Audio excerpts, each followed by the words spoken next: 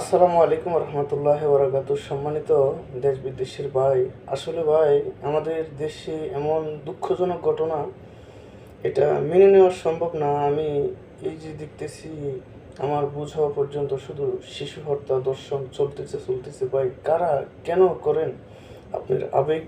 আপনার আবেগ বিবেক কোথায় গেছে? আপনি একটু প্রতি শিশুকে আপনি দর্শন করেন, পরে হত্যা করেন। যে শিশু যৌন চাহিদা জীবনের, সে এগুলো বোঝে না, জানে না, সেই শিশুকে ধরে আপনি দর্শন করে হত্যা করেন।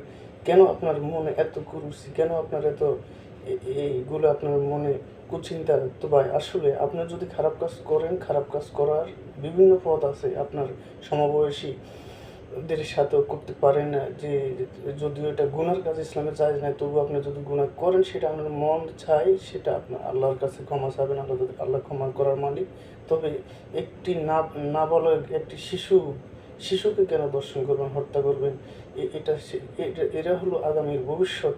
এরা হলো প্রজন্মের আগামীর ভবিষ্যৎ। মা হবে, বাবা হবে। এটার শিক্ষা জাতিকে উপহার দিবে, শিখবে, জানবে, দুনিয়াকে বুঝবে। সেই শিশুকে ধরে দর্শন করেন, হত্যা করেন, এটা একটা নিকৃষ্ট কাজ।